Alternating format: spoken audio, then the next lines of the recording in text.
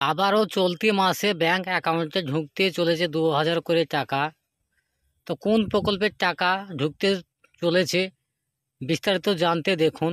কেন্দ্র সরকার নতুন প্রকল্পে সরাসরি ব্যাংক অ্যাকাউন্টে টাকা ঢুকতে চলেছে। কেন্দ্র সরকারের তরফে ঘোষণা করা হয়েছে সরাসরি ব্যাংক অ্যাকাউন্টে ২০০০ করে টাকা ঢুকবে।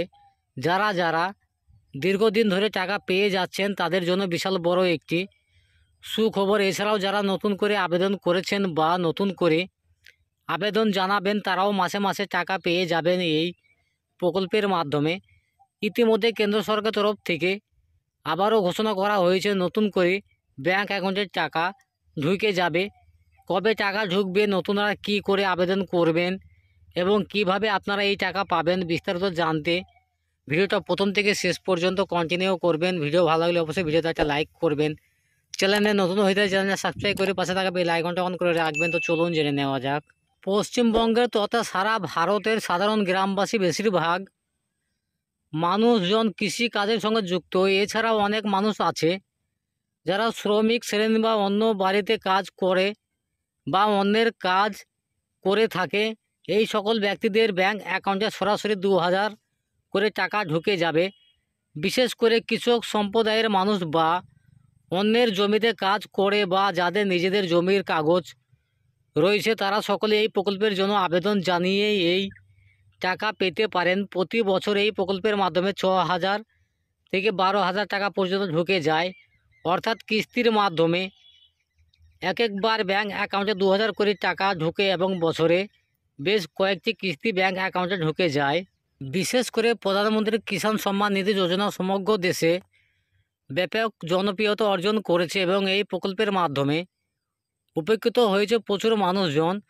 ২০১৮ সালে প্রধানমন্ত্রী এই প্রকল্পের সূচনা করেন। সমগ্র ভারতবর্ষে তথা দেশের অন্নদাতা হলেন কৃষকদের কথা চিন্তা ভাবনা করে কেন্দ্র সরকার এই প্রধানমন্ত্রী কিষাণ সম্মান নিধি যোজনা নিয়ে এসেছেন, যার ফলে উপকৃত হয়েছে দেশের ছোট থেকে বড় সকলেই।